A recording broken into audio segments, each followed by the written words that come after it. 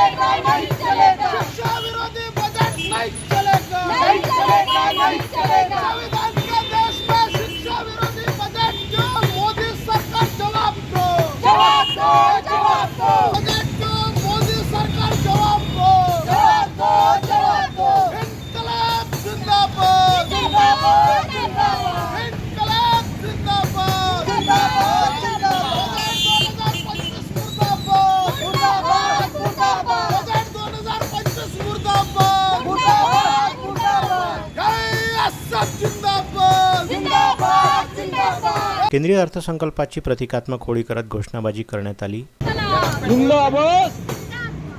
केंद्रीय अर्थसंकल्प हाय हाय हाय हाय हाय हाय केंद्रीय अर्थसंकल्प 2025 हाय हाय हाय हाय हाय हाय शिक्षा विरोधी बजेट 2025 हाय हाय हाय हाय हाय हाय शिक्षा विरोधी बजेट 2025 हाय हाय हाय। एआयएसएफ कार्यकर्त्यांनी शिक्षणाच्या खासगीकरणाचा निषेध करत शिष्यवृत्ती आणि भत्त्यांमध्ये वाढ व्हावी, शिक्षक व कुलगुरूंच्या नियुक्तीबाबत यूजीसी मार्गदर्शक तत्त्वे मागे घेण्यात यावी अशा प्रमुख मागण्या यावेळी करण्यात आल्या।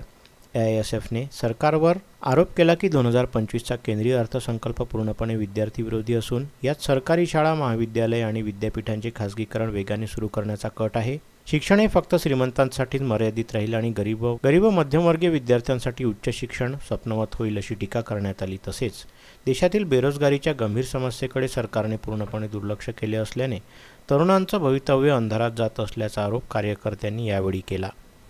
लाल सलाम, मी प्रतीक्षा ढोके, ऑल इंडिया स्टुडंट फेडरेशनची राज्य सचिव। एकीकडे हे सरकार म्हणतात की विद्यार्थी हे या देशाचं उज्ज्वल भविष्य आहे, परंतु दुसरीकडे या सरकारने, केंद्र सरकारने जो आर्थिक बजेट सादर केलेला आहे त्यामध्ये शिक्षणावर खूप कमी खर्च करणार असे या बजेटमध्ये दिसून येत आहे। जर सरकार विद्यार्थ्यांच्या हिताचं असतं तर यांनी शिक्षणावर यापेक्षा जास्त खर्च केला असता, परंतु हा बजेट पाहून असं सिद्ध होते की हे सरकार पूर्णपणे विद्यार्थ्यांकडे दुर्लक्ष करणारं सरकार आहे।